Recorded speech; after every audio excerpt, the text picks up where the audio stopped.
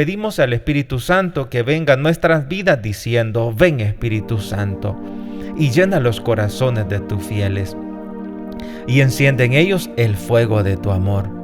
Envía, Señor, tu Espíritu, y todo será creado, y se renovará la faz de la tierra. Oh Dios, que llenaste los corazones de tus fieles con la luz del Espíritu Santo, concédenos que, guiados por el mismo Espíritu, sintamos con rectitud y gocemos siempre de tu consuelo. Espíritu Santo, ven a nuestras vidas, ven a consolarnos. Espíritu Santo, ven y danos la fortaleza que necesitamos. Espíritu Santo, danos tus dones, el don del consejo, el don de la sabiduría, el don de la piedad, el don del santo temor de Dios, porque tú eres el inspirador, el donado por el Padre. Espíritu de gracia y de misericordia, ven a nosotros y quédate con nosotros. Ven, Espíritu suave y benigno. Ven, porque tú eres la salud y el gozo de nuestras almas, de nuestros cuerpos. Ven, Espíritu de fe. Ven, Espíritu de fervor, y llena todo nuestro ser. Ven, Espíritu de paz. Ven, Espíritu de santificación, Espíritu de consolación, Espíritu de bondad y de benignidad. Ven, Espíritu divino, manda tu luz desde el cielo. Padre amoroso del pobre, don en tus dones espléndido, luz que penetra las almas, fuente del mayor consuelo. Ven, dulce huésped del alma, descanso de nuestro esfuerzo, tregua en el duro trabajo, brisa en las horas de fuego, gozo que enjuga las lágrimas y reconforta en los duelos. Entra hasta el fondo del alma, divina luz, y enriquécenos. Mira el vacío del hombre si tú le faltas por dentro. Mira el poder del pecado cuando no envías tu aliento. Riega la tierra en sequía, sana el corazón enfermo, lava las manchas, infunde calor de vida en el hielo, doma el espíritu indómito, guía al que tuerce el sendero. Reparte tus 7 dones según la fe de tus siervos. Por tu bondad y tu gracia, dale al esfuerzo su mérito. Salva al que busca salvarse y danos tu gozo eterno. Espíritu Santo, inspíranos siempre. Espíritu Santo, dame agudeza para entender, dame capacidad para retener, dame método y facultad para aprender. Dame sutileza para interpretar, dame gracia y eficacia para hablar, dame acierto al empezar, dirección al progresar y perfección al acabar. Ayúdanos, Espíritu Santo. Quédate siempre con nosotros y fortalécenos. Espíritu Santo, preside nuestras reuniones, santifica nuestras alegrías, endulza nuestros pesares, ilumina nuestras mentes con los dones de la sabiduría, del entendimiento y de la ciencia. Y en las horas de confusión y en las horas de dudas, asístenos, Espíritu Santo, con el don del consejo. Para no desmayar en la lucha y en el trabajo, concédenos tu fortaleza. Ven, Espíritu Santo, asístenos en cada momento con tus dones y tus gracias. Ven, Espíritu Santo, ven por medio de la poderosa intercesión del corazón inmaculado de María, tu amadísima esposa. Amén. Padre nuestro que estás en el cielo, santificado sea tu nombre. Venga a nosotros tu reino, hágase tu voluntad en la tierra como en el cielo. Danos hoy nuestro pan de cada día.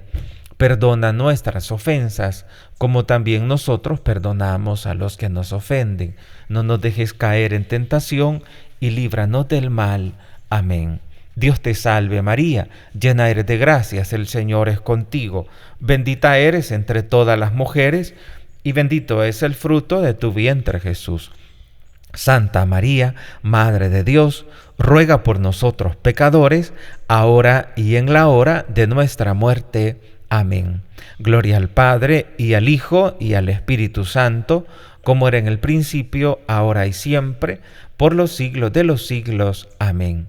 Gloria al Padre, y al Hijo, y al Espíritu Santo, como era en el principio, ahora y siempre, por los siglos de los siglos. Amén. Continuamos con este programa dedicado al estudio del Catecismo de la Iglesia Católica. Después de haber invocado al Espíritu Santo, pues vamos a continuar con la catequesis. Es importante conocer la catequesis porque en la catequesis encontramos las razones por las cuales yo soy católico, en lo que creemos, el fundamento de nuestra fe, en qué descansa, en cuál es la plataforma en la cual descansa nuestra fe. Eso lo encontramos en el Catecismo de la Iglesia Católica, y hace unos meses hemos empezado de nuevo. Ya habíamos terminado el Catecismo, pero continuamos una vez más con su estudio desde el numeral 1. Pero ahora vamos a hacer una recapitulación y vamos a hacerlo a través de preguntas. ¿Por qué? Y lo empezamos desde la revelación. ¿Cómo fue esa transmisión de la divina revelación? ¿Por qué y de qué modo se transmite la divina revelación? Comenzamos diciendo lo que encontramos en Primera de Timoteo capítulo 2 versículo 4. Primera de Timoteo capítulo 2 versículo 4. Dios quiere que todos los hombres se salven y lleguen al conocimiento de la verdad. Que todos lleguen a ese conocimiento de la verdad que es Cristo. Lo opuesto a la verdad es el Satanás, por eso al Satanás se le considera siempre como el padre de la mentira, y el pecado es una mentira, y contra el pecado es con el que tenemos que batallar en este tiempo de Cuaresma. Y entonces, ¿por qué y de qué modo se transmite la divina revelación? Pues empezamos diciendo que Dios quiere que todos los hombres se salven y lleguen al conocimiento de la verdad. Aquí estamos como dando respuesta al por qué. ¿Por qué se debe transmitir esa divina revelación? Porque Dios quiere que el hombre conozca la verdad, que el hombre se salve conociendo la verdad que es Jesucristo. Es preciso pues que Cristo sea anunciado a todos los hombres. Es preciso que Cristo sea anunciado a todos los hombres. ¿Y de qué modo se transmite esa revelación? Pues lo encontramos en la palabra de Dios también. Mateo 28, 19. Id y haced discípulos a todos los pueblos.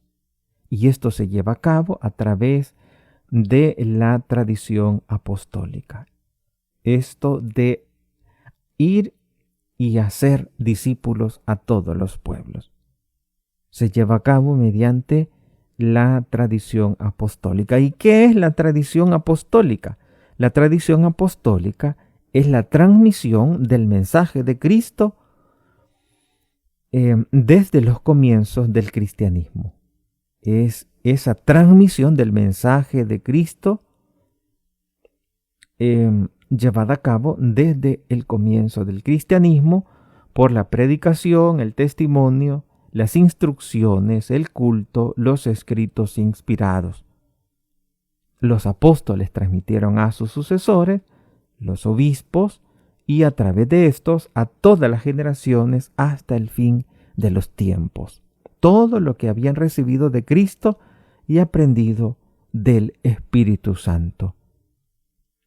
Entonces, esa tradición apostólica es esa transmisión, esa tradición apostólica es la transmisión del mensaje de Cristo.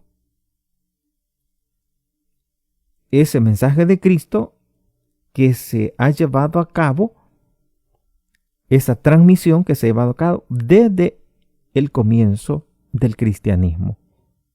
¿Y cómo se ha realizado ese mensaje? ¿Cómo se ha transmitido? A través de la predicación. Recordémonos que el Nuevo Testamento en el tiempo de Jesucristo todavía no estaba escrito. Al principio, en el cristianismo, pues no teníamos el Nuevo Testamento. Y esa transmisión del mensaje de Cristo fue dado por la predicación, fue realizado por la predicación, por el testimonio, por las instrucciones, por el culto y los escritos inspirados. Los escritos inspirados, que es el Nuevo Testamento. Como vemos, esa tradición apostólica es esa transmisión, como podemos escuchar, esa transmisión del mensaje de Cristo, que no es la Biblia, Es parte, la Biblia es parte, pero no lo es el todo, como algunos fundamentalistas consideran, como si la Biblia lo fuera todo el mensaje de Cristo. El mensaje de Cristo, recordemos, se dio a través de la predicación, a través del testimonio, a través de las instituciones, a través del culto y los escritos inspirados. Los apóstoles transmitieron a sus sucesores, los obispos, y a través de estos a todas las generaciones hasta el final de los tiempos, todo lo que habían recibido de Cristo y aprendido del Espíritu Santo. ¿Y de qué modo se realiza esa tradición apostólica? La tradición apostólica se realiza de dos modos. Con la transmisión viva de la palabra de Dios, también llamada simplemente tradición, y con la Sagrada Escritura. Así se realiza la tradición apostólica. Lo que simplemente llamamos tradición, y también con la Sagrada Escritura, que es el mismo anuncio de salvación puesto por escrito. El mismo anuncio de salvación puesto por escrito. ¿Y qué relación existe entre la tradición y la Sagrada Escritura? Pues la tradición y la Sagrada Escritura, recordemos que es la tradición. La tradición es la transmisión del mensaje de Cristo, llevada a cabo desde los comienzos del cristianismo. No olvidemos, mensaje de Cristo desde el comienzo del cristianismo. Esa es la tradición. ¿Y cómo se llevó a cabo esa transmisión? A través de la predicación, a través del testimonio, a través de las instituciones, a través del culto y los escritos inspirados. Y entonces, ¿qué relación tiene la tradición y la Sagrada Escritura? Pues ellas están íntimamente unidas y compenetradas entre sí. Están íntimamente unidas y compenetradas entre sí. Ambas hacen presente y fecundo en la Iglesia el misterio de Cristo, tanto la tradición como la Sagrada Escritura, porque están íntimamente unidas y compenetradas, y hacen presente, hacen fecundo el misterio de Cristo en nuestro tiempo, en la Iglesia, y surge de la misma fuente divina. La Sagrada Escritura y la tradición tienen la misma fuente divina.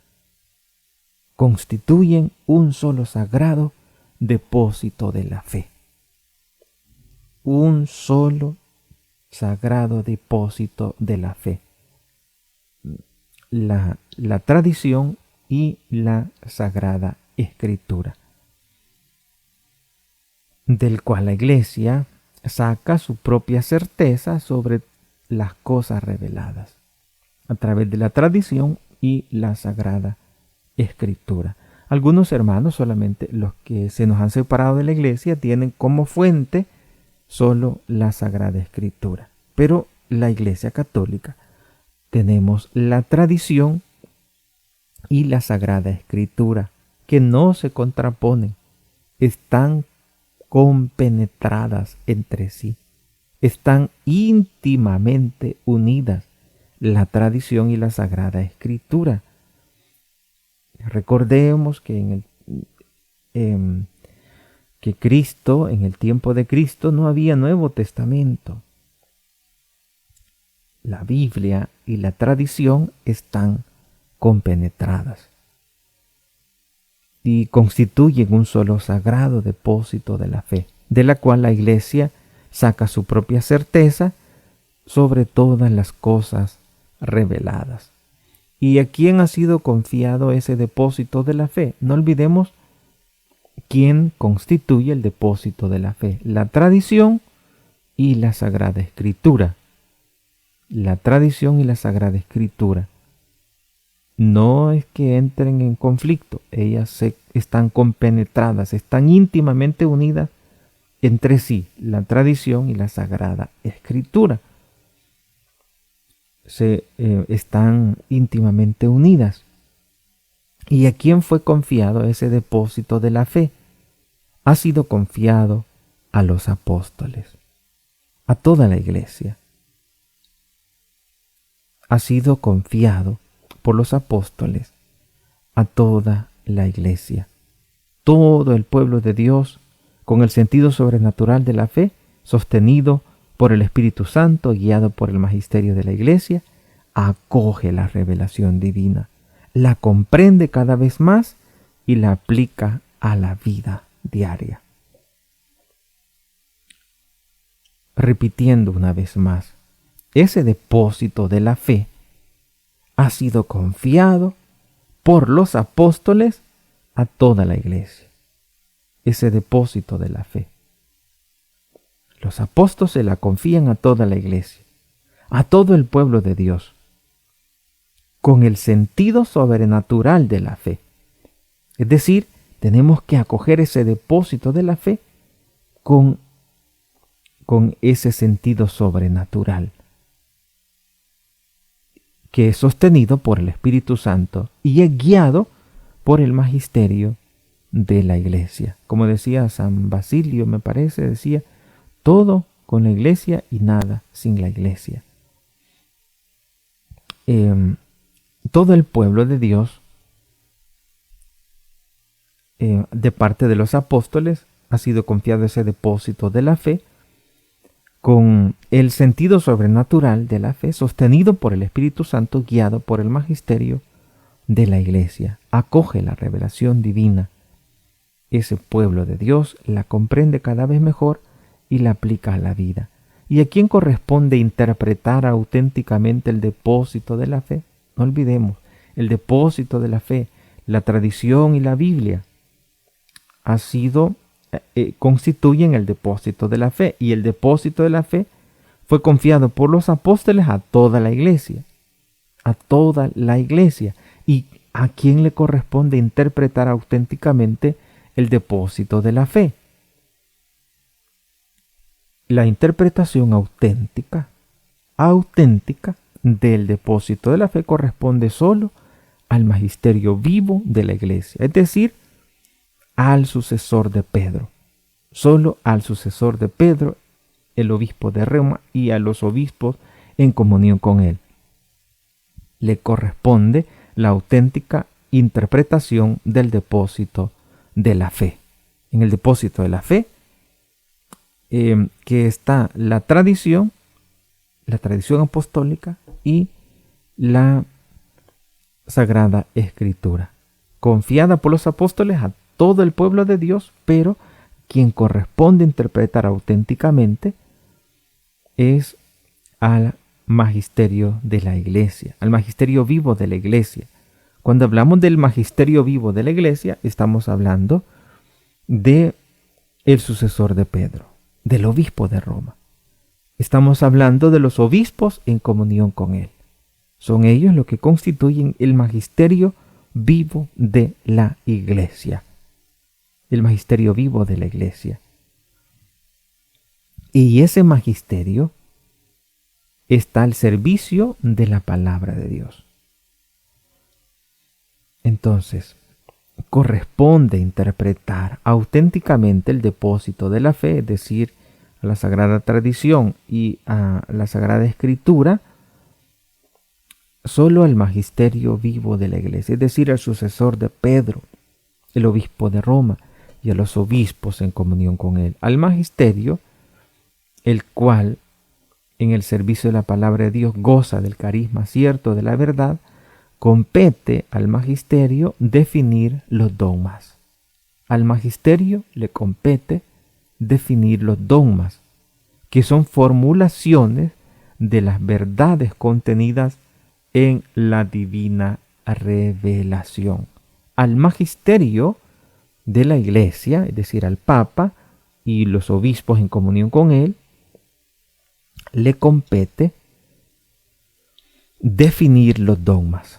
Al Papa con los obispos le compete definir los dogmas, y esos dogmas son formulaciones de las verdades contenidas en la divina revelación. Esas formulaciones de verdades contenidas en la divina revelación. Dicha autoridad se extienden también a las verdades necesariamente relacionadas con la revelación. ¿Y qué relación existe entre la escritura, entre la tradición y el magisterio? La escritura, la tradición y el magisterio están estrechamente unidos entre sí, que ninguno de ellos existe sin los otros. La escritura, la tradición y el magisterio están unidos entre sí. El uno no existe sin el otro. El uno no existe sin el otro. ¿Y quién es el depósito de la fe? Acuérdense, la tradición apostólica y la Sagrada Escritura. ¿Y quién le compete interpretar ese depósito de la fe? Al magisterio vivo de la Iglesia, es decir, al Papa, con los obispos en comunión con él. ¿Y qué relación tiene la sagrada tradición, la escritura y el magisterio? Pues están estrechamente unidos. Ninguno existe sin los otros. Juntos, bajo la acción del Espíritu Santo, contribuyen eficazmente cada día, cada uno a su modo, a la salvación de los hombres.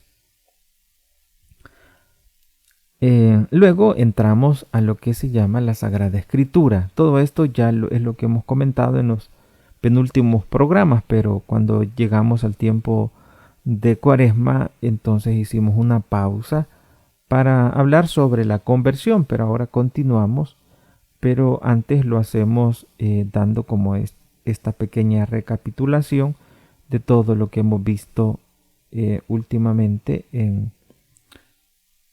como para entrar en sintonía por donde vamos en este momento. Hemos comenzado a hablar de la Sagrada Escritura. ¿Y por qué decimos que la Sagrada Escritura enseña la verdad? Porque Dios mismo es su autor. Por eso decimos que la Sagrada Escritura enseña la verdad, porque Dios es el camino, la verdad y la vida. Porque Dios es su autor. Por eso afirmamos que está inspirada y enseña sin error las verdades necesarias para nuestra salvación. Enseña sin error las verdades necesarias para nuestra salvación.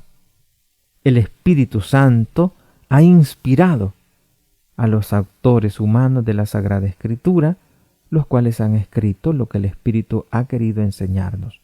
La fe cristiana, sin embargo, no es una religión de libro, la fe cristiana, de manera que si desapareciera la Biblia, nosotros seguiríamos, porque tenemos no solamente la Biblia como fundamento, tenemos el depósito de la fe. Y la fe cristiana no es una religión de libro, sino la palabra de Dios, que no es una palabra escrita y muda, sino el Verbo encarnado y vivo, así decía San Bernardo de Claraval. ¿Cómo se debe leer la Sagrada Escritura? ¿Cómo? Debe ser leída, debe ser interpretada con la ayuda del Espíritu Santo. Una vez más se lo repito, la Biblia tiene que ser leída, tiene que ser interpretada con la ayuda del Espíritu Santo y bajo la guía del magisterio de la Iglesia. No digo digo y. Es decir, no se puede quitar la interpretación de la Sagrada Escritura sin la guía, no se puede hacer la interpretación de la Sagrada Escritura sin la guía del magisterio de la Iglesia, porque es el magisterio vivo de la Iglesia los encargados de interpretar la Sagrada Tradición y la Biblia. Esto tengámoslo muy presente, que toda interpretación de la Biblia tiene que estar siempre en comunión bajo la guía del magisterio de la Iglesia, según 3 criterios. Primero, atención al contenido y a la unidad de toda la Escritura. Atención al contenido y a la unidad de toda la Escritura. Segundo, lectura de la Escritura en la tradición viva de la Iglesia. Tercero, respeto de la analogía de la fe, es decir, de la cohesión entre las verdades de la fe. Pues siempre hay que leer la Biblia bajo la guía del magisterio de la Iglesia. También hablamos sobre el canon de las Escrituras. ¿Y qué es el canon de las Escrituras? El canon de las Escrituras es el elenco completo de todos los libros, de todos los escritos de la tradición apostólica. Y el canon de la Escritura es el elenco completo de todos los escritos que la tradición apostólica ha hecho discernir a la Iglesia como sagrados. Tal canon comprende 46 escritos del Antiguo y 27 del Nuevo. Me acuerdo cuando estaba viendo a catequesis y me preguntaban, me costaba contestar esta pregunta: ¿cuántos libros contiene la Biblia? Y yo, quiero ver, contándome los dedos y se me olvidaba. Y cuando uno está aprendiendo la catequesis, pues de pronto uno no medita lo que está aprendiendo, no que solo por memoria, como decimos allá en el campo, por guayabiar, ¿verdad? Solo por guayabiar, por memorizar, dicen aquí en la capital. Memorizar sin saber qué es lo que estamos memorizando. Y pronto, después de un tiempo, se olvida. Pues los escritos inspirados, definidos por el magisterio, por supuesto, son 46 del Antiguo Testamento y 27 del Nuevo. ¿Y qué importancia tiene el Antiguo Testamento para los cristianos? Si eso ya pasó, pueden decir algunos. Si ahora estamos en el Nuevo, ahora estamos en la nueva ley, estamos en la nueva alianza, ¿qué importancia va a tener el Antiguo Testamento? Pues vamos a escuchar la respuesta. Los cristianos veneran el Antiguo Testamento, dice el Catecismo de la Iglesia Católica, como verdadera palabra de Dios. ¿Oyó? Como verdadera palabra de Dios. El Antiguo Testamento, tan divinamente inspirados, y conservan un valor permanente. Dan testimonio de la pedagogía divina, del amor salvífico de Dios, y han sido escritos sobre todo para preparar la venida de Cristo del mundo. Para preparar la venida de Cristo en el mundo. Y del Nuevo Testamento, ¿qué decimos? ¿Qué importancia tiene el Nuevo Testamento para los cristianos? El Nuevo Testamento, cuyo centro es Jesucristo, nos transmite la verdad definitiva de la revelación divina. En él los 4 evangelios constituye el corazón de todas las escrituras y ocupan un puesto único el Nuevo Testamento, los 4 evangelios. Es porque es el principal testimonio de la vida y de la doctrina de Cristo. Constituye el corazón de todas las escrituras, tanto del Antiguo como del Nuevo, y ocupan un puesto único en la Iglesia. ¿Y qué unidad existe entre el Nuevo y el Antiguo Testamento? La Escritura es una, porque es única la palabra de Dios. Es única la Sagrada Escritura, porque es única la palabra de Dios, el único proyecto salvífico de Dios y la única la inspiración divina de ambos testamentos. En el Antiguo Testamento prepara el Nuevo, mientras que éste da cumplimiento al Antiguo. Ambos se iluminan recíprocamente. Ambos los necesitamos. El Antiguo Testamento nos prepara para el Nuevo, mientras que el Nuevo da cumplimiento al Antiguo. Ambos se iluminan recíprocamente.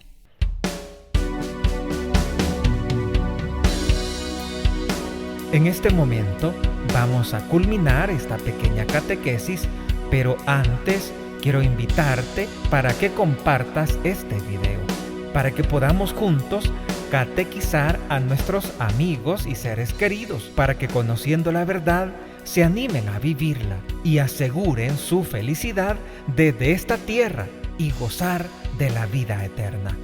Y finalmente recuerda de indicarme si te gustó o no te gustó este video. Y pido a la Virgen Santísima le guarde ahora y siempre en el lugar más seguro, en su corazón inmaculado.